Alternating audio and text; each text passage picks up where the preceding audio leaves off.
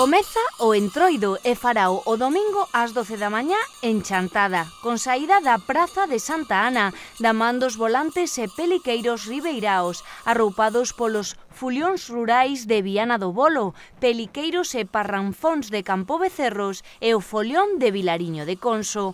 Un pasacalle simbolizará o inicio do Domingo Lambedoiro e con el o pistoletazo de saída das festas de Entroido que perduran na Ribeira Sacra. Pola tarde ás 4 de novo o Campo do Moredo florecerá coa ledicia e o rebumbio un ano máis. As manifestacións cunha raíz máis firme están na Ribeira Chantadina e na parroquia de Salcedo, na Pobra do Brollón. En pleno estudo para a súa declaración de ben de interese cultural, a súa difusión hoxe é cousa fundamentalmente no caso de Chantada dos amigos do Entroido Ribeirao que onte mesmo xa estaban preparados para iniciar semanas de actividade, traballo sí, pero con moito gusto. Unha volante do Entroido Ribeirao, pois non é habitual que vexamos a unha das almas desta festa como eres ti, que sempre estás por detrás, pois vestida, non? Ten que ser tamén un pouco emocionante, non?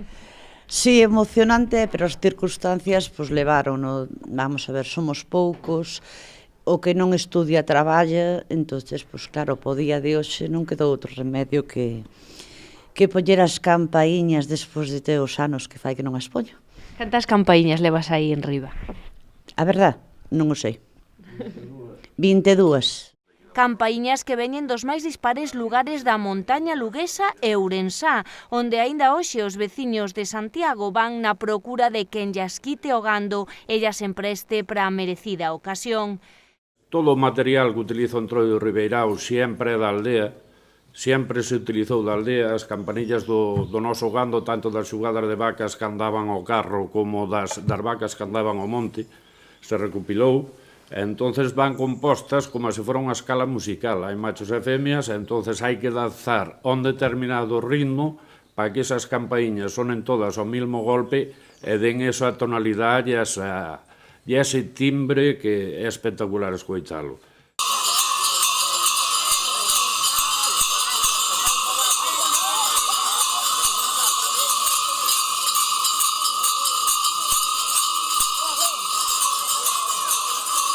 Nestes días toca atender a citas divulgativas, pero sobre todo afanarse nas flores do espectacular pucho, que os novos tempos converteron en arte de papel, pero que tradicionalmente eran feitos de vexetais. Tamén na acollida da festa neste lugar, que dende o abandono pasará aos vindeiros domingos o esplendor e a vida que lle confire esta festa dende tempos remotos. Que todo o mundo nos veña a acompañar, primeiro pola mañá en Chantada, cos pasarrúas, e despois hai que ir á tarde, igual, cos entroidos que veñen de Vilariño de Conso, Viana do Bolo e Campo Becerros. Cantas persoas do Entroido Ribeirao vos vades vestir? Pois xustamente non che podo dicir, porque os nenos eso é unha incógnita, ou xo está un ben, mañá mal. O que sei é que non me checan os traxes que teño. E todo o mundo a pedirme traxes, e non teño traxes pa tanta xente.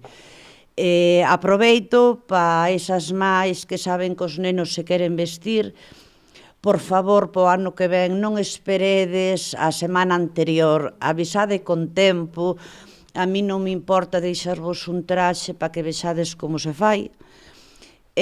Bueno, se traballamos con tempo, todos os nenos poden ter o seu traxe. Os nenos son presente e futuro deste patrimonio cultural e garante da súa pervivencia si se meten no Entroido pola porta axeitada, vivindo dende dentro.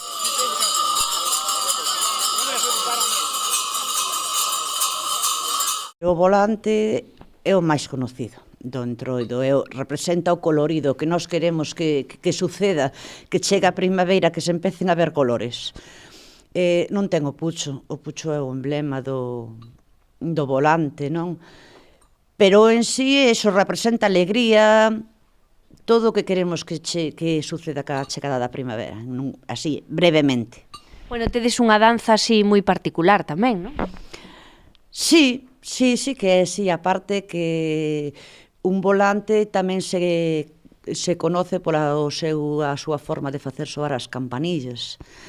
Entonces, ti se viras un volante de outra aldea onde antiguamente hubo entroidos, eu creo que sabrías diferenciar cales eran dunha parroquia e cales eran de outra, tanto pola forma de danzar como polo sonido das campaíñas. Outra cousa son os maragatos e peliqueiros, satíricos para algúns e terroríficos para outros, excepto se os escoitamos falar. Un personaxe que impresiona do Entroido Ribeirao, os maragatos, defínenos un pouquiño o que representa esta figura. Bueno, pois o personaxe do maragato é o personaxe, é o guardia do entroido, o guardia dos volantes, o que se encarga de que nadie se meta con eses personaxes, abrir camiño cando non é espacio, e sobre todo infundir pánico, infundir medo na xente. Agora procuramos ser un poquinho máis suaves, como hai os cativiños que queremos que sigan esta tradición, pois hai que involucrarlos e los vestindo, entonces temos a cara un poquinho máis amable, pero sí que nos seus tempos o maragato era temor puro e duro. Ti recórdalo de pequeno, como nos tes contado, non? Sí, teñome feito correr e boas carreiras. De todas maneiras, sempre collín o gustillo, e a primeira vez que me cheguei a vestir, debía ser con 7 ou 8 anos que lle escapei co traxe ao meu pai, vestíme precisamente de maragato, para asustar tamén a xente.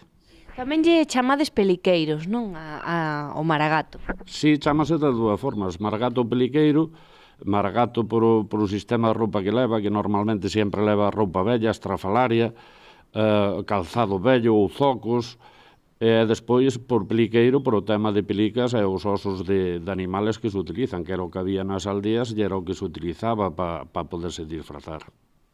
Bueno, e a súa función dis que era un pouquiño pois a de impresionar, a de asustar, pero sí que esa cara amable tamén é a cara traviesa, digamos. Sí, o maragato ten a picaresca sempre de facer algunha falcatruada no medio da xente, ou sempre algún divertimento, sempre un poquinho de burlarse da xente que acude ao entroido ou que pasea pola calle. Ten un pouquiño de todo.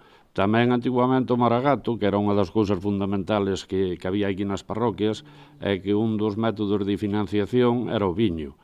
Entonces o maragato era o que se encargaba tamén de carretarlle os plexos e ese volante que iba recollendo de bodega en bodega, de aldea en aldea, o viño para poder despois darlle aquí a xente no Moredo, por eso o viño nunca costa nada no entroido, e o que sobraba vendíase para axudar de costear o entroido. Non falta o viño nesta festa que, como el, nace destas terras, do que dan e do que se lle saca, aínda hoxe como testemuños dunha cultura que non quere morrer de todo. A empanada de torrisco, a pataca e o viño, eso é imprescindible nun día de entroido.